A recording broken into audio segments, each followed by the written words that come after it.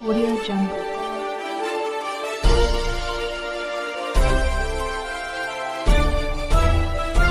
Audio Jungle. Narmada नदी के हर पत्थर में है शिव, आखिर क्यों? नर्मदेश्वर शिवलिंग के संबंध में एक धार्मिक कथा है। भारतवर्ष में गंगा, यमुना, नर्मदा और सरस्वती ये 4 नदियां सर्वश्रेष्ठ हैं। इनमें भी इस भूमंडल पर गंगा की समता करने वाली कोई नदी नहीं है।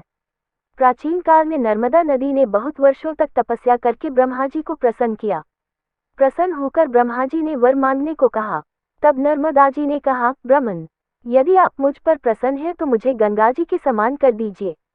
ब्रह्मा जी ने मुस्कुराते हुए कहा, यदि कोई दूसरा देवता भगवान शिव की बराबरी कर ले, कोई दूसरा पुरुष भगवान विष्णु के समान हो जाए, कोई दूसरी नारी पार्वती जी की समानता कर ले और कोई दूसरी नगरी काशीपुरी की बराबरी कर सके तो कोई दूसरी नदी भी गंगा के समान हो सकती है। ब्रह्मा जी की बात सुनकर नर्मदा उनके वरदान का त्याग करके काशी चली गई और वहां पिलपिला तीर्थ में शिवलिंग की स्थापना करके तप करने लगी। भगवान शंकर उन पर बहुत प्रसन्न हुए और वर मांगने के लिए कहा। तब नर्मदा ने कहा, भगवान, तुच्छ वर मांगने से क्या लाभ, बस आपके चरण कमलों में मेरी भक्ति बनी रहे। नर्मदा की बात सुनकर भगवान शंकर बहुत प्रसन्न हो गए और बोले, नर्मदे, तुम्हारे तट पर जितने भी प्रस्तरखंड पत्थर हैं, वे सब मेरे वर से शिवलिंग रूप हो जाएंगे।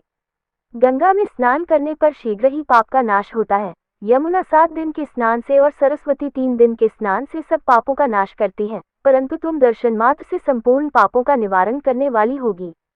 तुमने जो नर्मदेश्वर शिवलिंग की स्थापना की है, वह पुण्य और मोक्ष देने वाला होगा। भगवान शंकर उसी लिंग में लीन हो गए। इतनी पवित्रता पाकर नर्मदा भी प्रसन्न हो गईं। इसलिए कहा जाता है, नर्मदा का हर कंकर शंकर है। हर अंडस को महादेव।